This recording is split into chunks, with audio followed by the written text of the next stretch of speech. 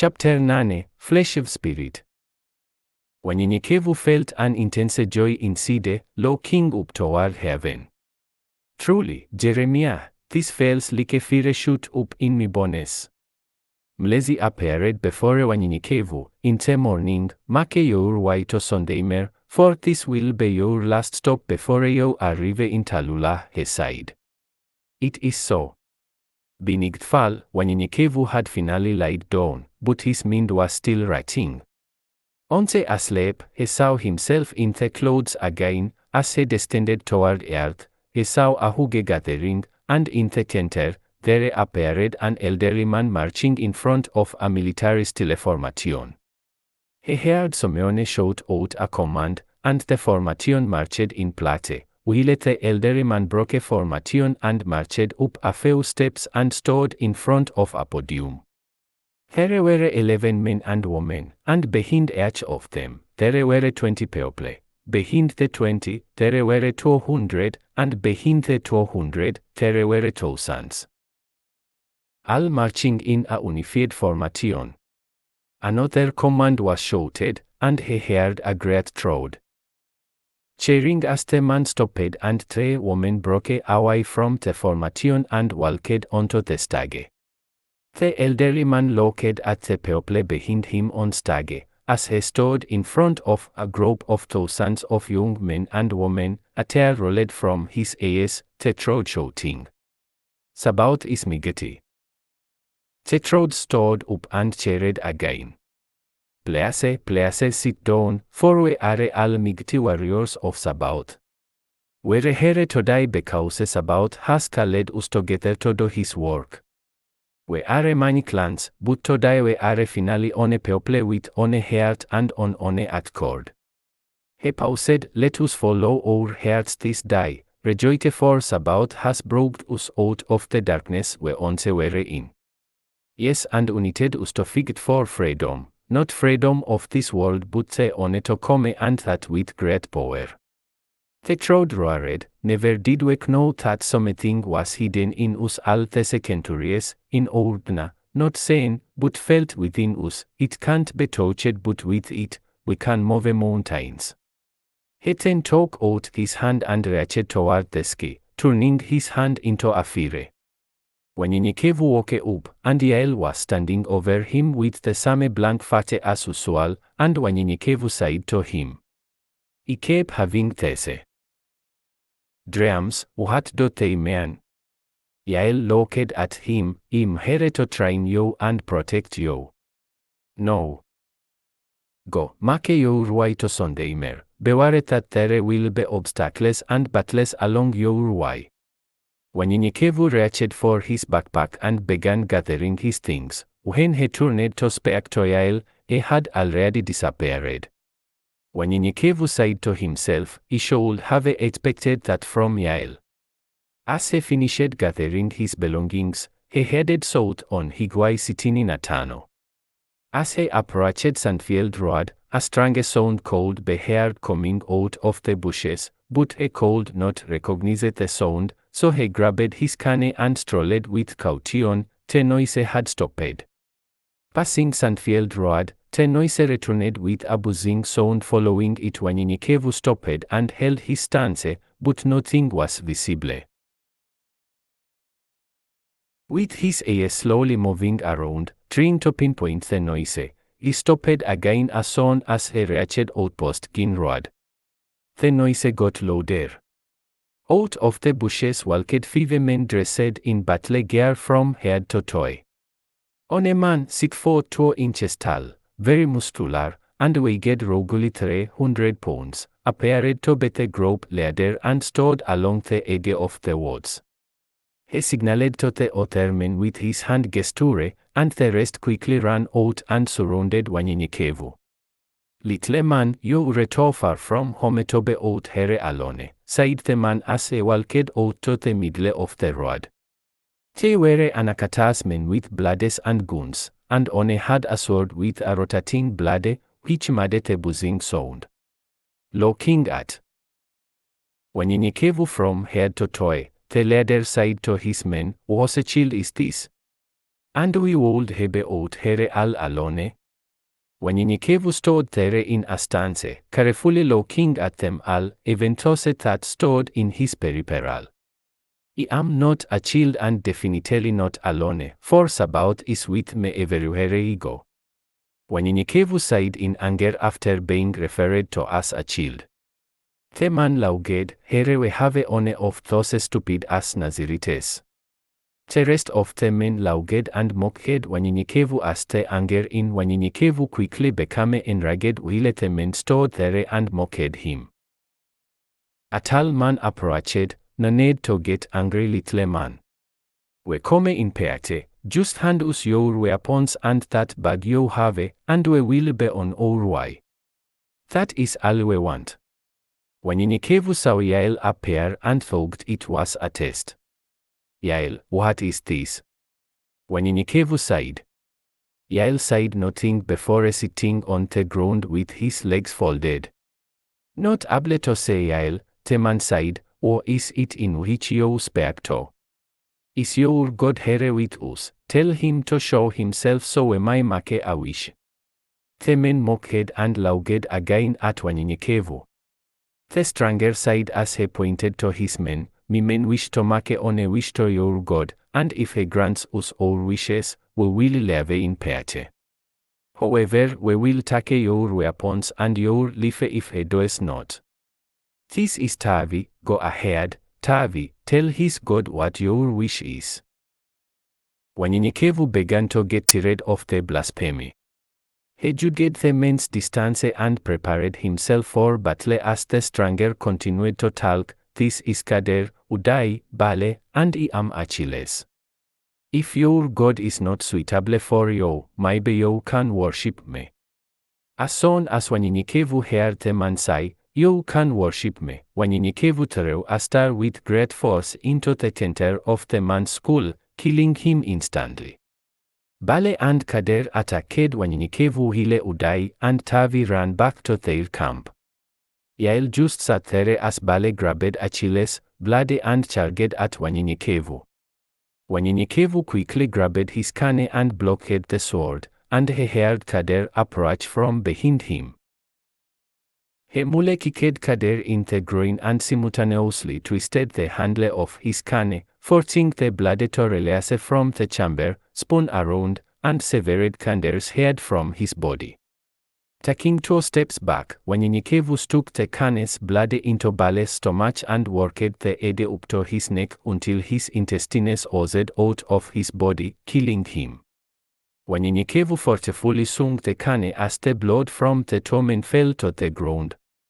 Seeing the blood, Wanyenyekevu was unsure if these were indeed men or spiritual beings, and his heart sank for a minute because he had never killed a man before, and his heart felt heavy and saddened. Thinking to himself that since Yael was there, he had made the stene look realistic. Yael stood up. "You would not be so tired if you had fought in the spirit." Shaking his head, "You did ok, but when you figged out of anger, you tend to lose control."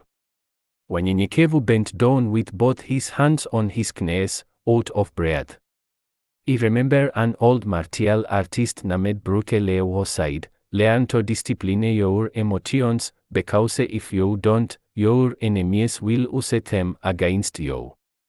Rising, he looked around him and saw all the carnage. Wanyenyekevu was in shock and slowly sighed, "These were real men." The blood had covered the road and began oozing out of the bodies of the 3 men. Wanyenyekevu, still in shock, vomited. Yael looked at Wanyenyekevu with a straight face, "Kill or be killed. There is no more time for tests. Say the word for what it is. This world hates you just because you are who you are. Before you find rest in Sondheimer, you will kill more or die." Yael then disappeared. Wanyenyekevu walked over to a samurai that he noted lying on the ground. He flipped it over and noted it was old and neatly crafted.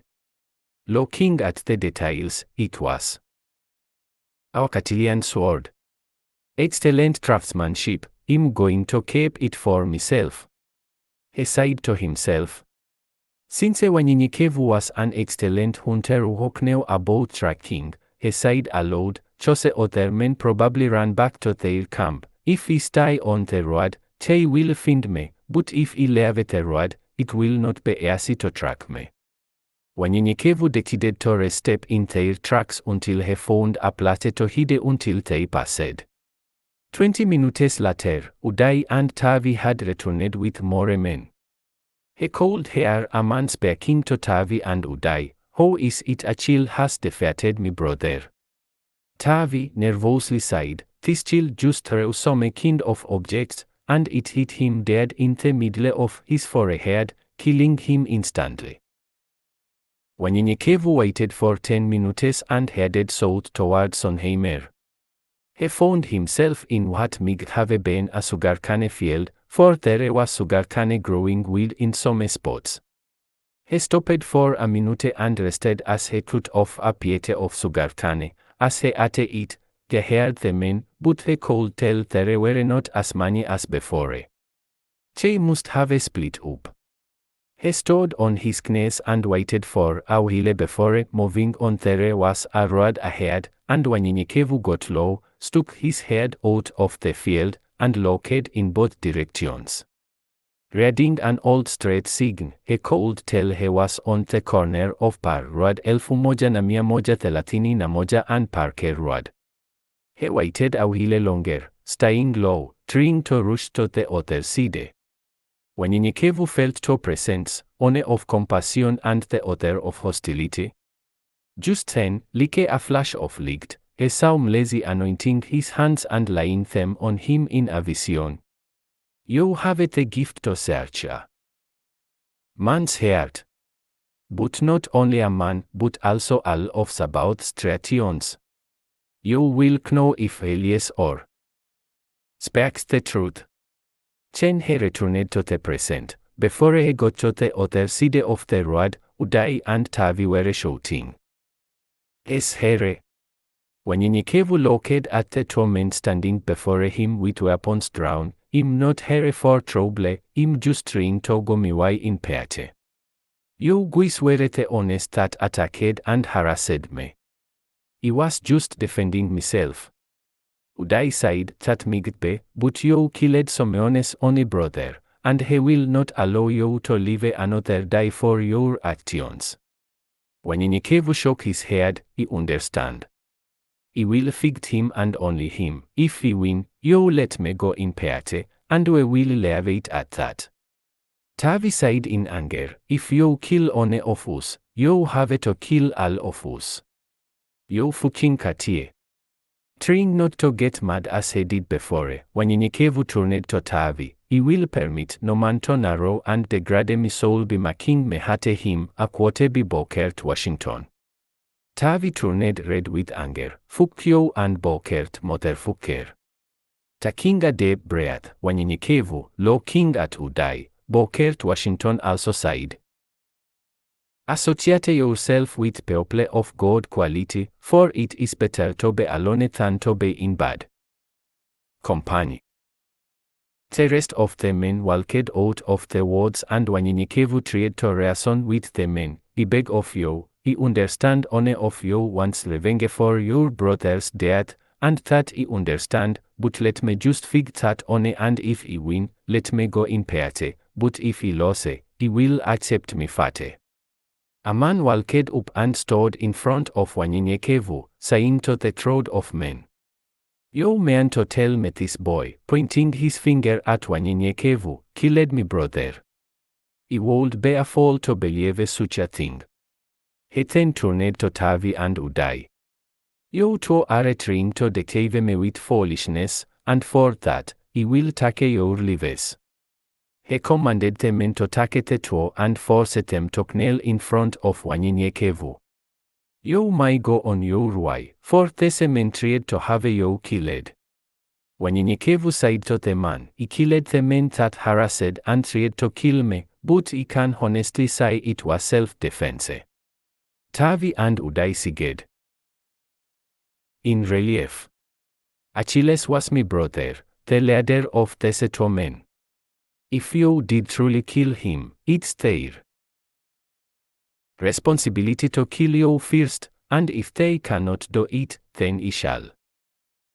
Wanyenyekevu felt the heart of the two men again and knew that Udai was not a killer. He said to the man, Mister, I don't want to fight either of them, but be on me way in peate. The man shouted, in peate. There is no peate, for my brother is dead. As sure as my name is Anatoly, so meone will die to die for my brother's death. Tavi rose and grabbed Udai, saying, We shall fight for the honor of Achilles and revenge your brother's death. Wanyenyekevu then stood in a stance, and in the corner of his eyes, he saw Yael standing there with his sword drawn. Wanyenyekevu turned to Yael, I shall fight in the spirit and conquer my enemies in the name of Sabaoth. The men were confused, and Tavi said, This boy speaks foolishness like a madman. Wanyenyekevu looked around and felt a very man's heart and then into Udai's ears before turning to Anatoly, Let me quote on a more foolish thing before you say that, it's be Bokert, Washington as well. A lie doesn't become a truth, wrong doesn't become a rigged, and evil doesn't become a god, just because it's accepted by a majority. Wanyenyekevu bowed, quickly got into a stance, and pointed for Tavi and Udai to advance. He took the butt of his cane and knocked Udai out, turning slightly. He cut off Tavi's hand. Tavi yelled in pain. Quickly, Wanyenyekevu turned again and severed his head from his body. Before his body hit the ground, Anatoly shouted the men's name to attack, Uwe, Klaus, Hans, Otto. The men rushed to Wanyenyekevu while he was plaiting his cane around his shoulder. As Wanyenyekevu grabbed Otto's arm and turned him around, he bent and broke it while breaking his arm. Wanyenyekevu grabbed Otto by the neck and, using his body weight, spun around and broke Otto's neck. As Wanyenyekevu's feet hit the ground, he mule kicked Klaus. Klaus bent over in pain. Wanyenyekevu rolled over Klaus' back and punched Uwe in the throat with so much force that he stood there gasping for air. Hans tried to pull out a sword, but Wanyenyekevu grabbed it before he could and killed him and Klaus with the man's own sword. As Uwe stood still holding his throat, Wanyenyekevu took Hans' sword and plunged it into Uwe's heart. Once again, Wanyenyekevu reached for his cane and fogged the men quickly, gracefully, and with power. As Anatoly became furious, he shouted, Gabriel, Alexandre, Afanasi, Arav. The men approached. Wanyenyekevu killed the men almost as quickly as Anatoly called their names out. Outraged at how Wanyenyekevu killed his men, Anatoly called the rest of the men. Bavin, Chirag, Darshit, Devansk, Eshan. Wanyenyekevu took out his new samurai and a few of his throwing stars this time, and they all perished at the hands of Wanyenyekevu. Wanyenyekevu, covered in blood, stood there amid the bodies he had just killed. Stepping over them, he slung his samurai, and the blood flew off the blade. He twisted the cane, and the blade withdrew back into its chamber. As he grabbed a few of his throwing stars, I have never met men with so much hatred and anger toward Someone that they don't even know. Wanyenyekevu said as he latched his cane to his back and walked toward a dumbfounded Anatoly, but to die, you might know that I served Sabaoth, and this boy that you called me, shall take your life, not because I'm mad, but that you are evil and Sabaoth hates evil men. Anatoly took out a pistol and raised it to shoot Wanyenyekevu, but Wanyenyekevu fell to the ground, flipped, and grabbed a shield of one of the men that laid on the ground. He dinged behind the shield until the shooting stopped. Wanyenyekevu grabbed a star and threw it into the man's hand, making him drop the weapon. Anatoly shouted in pain. You motherfucker. Wanyenyekevu throws another star into his throat. Grabbing his throat, Anatoly started choking on his blood. Wanyenyekevu picked up Anatoly's pistol and shot him twice in the head. Afterward, he dropped the gun and walked over to Udai and shook him until he awoke. Go now, tolake providence tere. You will look for a man named Tabitha. Tell him his son Wanyenyekevu sends you tere for refuge and peate, and all shall be well with you. I have seen your heart, and you will be around people with the same heart and soul. Don't ever be afraid or ashamed to tell your story or your secrets. Secrets can make and will make you lonely, and even the Torah said to defeat the enemies is bitter words of your testimony. Udai rubbed his head from the pain as Wanyenyekevu tore a piece of cloth from one of the corpses and wrapped his head to stop the bleeding. With tears in his eyes, Udai said, "Thank you." Wanyenyekevu and Udai talked until they were back on Highway 65 before heading their separate ways. Wanyenyekevu headed south on Highway 65, and Udai headed north along the river and banks, making sure none of his people saw him. With his clothes drenched in blood and pieces of flesh here and there, Yael appeared before Wanyenyekevu. "Well done, indeed, an excellent job." Wanyenyekevu smiled, with a fat lick that, "I can't tell." Yael looked strangely and asked, "Do you feel the difference between fighting in the spirit versus fighting in the flesh?" Yael with a half smile, "Is that better?" Wanyenyekevu said, "Please, don't ever be a comedian." Yael made another forted smile, and Wanyenyekevu laughed, "Yes, I understand no be me fighting in the spirit, I'm less tired, and it appeared as if many of them were going in slow motion. Calculated steps and concentration were my friends in that battle." Yael looked at Wanyenyekevu, "There's upon nearby, you may want to change. Walking and talking about." The figged Wanyenyekevu and Yael walked down Henderson Loop and ended up in a small pond. Uhile Wanyenyekevu washed his clothes and bathed in the pond. Yael said to Wanyenyekevu, "Physical battle can be won in the spirit, if one knows how to do it, but you need to train your physical self in a battle with a spiritual being." Wanyenyekevu looked at Yael. "What?" The look on Wanyenyekevu's face was prickles, as Wanyenyekevu said, "I'm sorry, I have never heard you speak in such a way." Yael said, "You have never had to battle what you are about to battle either." Wrapping up his belongings and putting on fresh clothes, Wanyenyekevu said, "What is it I'm about to battle?" Yael said, "You will say." Wanyenyekevu smiled, "No, that's the way I'm used to you talking." Yael, with a half smile, "Take your rest today and make your way to Sunday Merby morning." Pointing, Yael said, "If you go straight that way, it will take you 30 minutes to get to Sunday Mer. If you take the road, it will take you an hour and a half." Wanyenyekevu shook his head, "Well, you know which way I'm going." Yael looked at Wanyenyekevu, "The things that are happening to you, think not that it's by accident, they were planned, and the things you are going through, think not that it will not help you later on in life. Like Jonah, you must make a 3-day journey in one day. However, before you leave Louisiana, the spirit of Joshua shall cover you." As Yael was speaking, he faded away and disappeared. Wanyenyekevu quickly made a campfire, staring into the flames for a moment. He grabbed his notepad and wrote, "From Jonah to Joshua."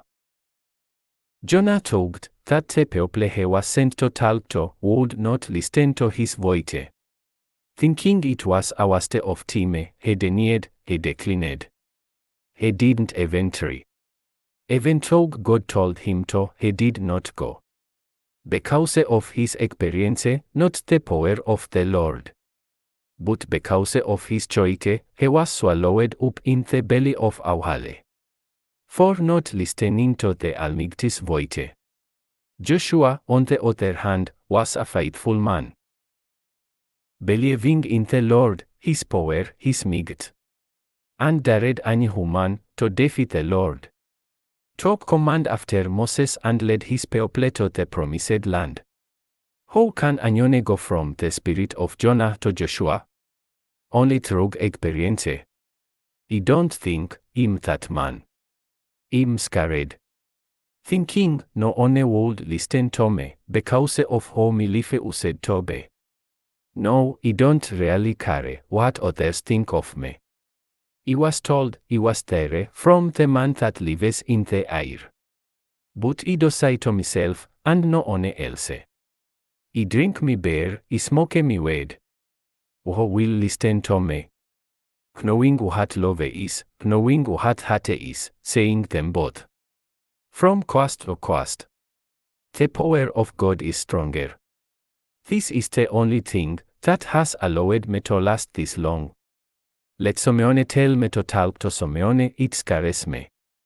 However, if I say someone in need, my heart is open, my voice is long, until their heart is singing a song.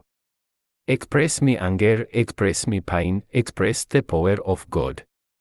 Then I end with Selah.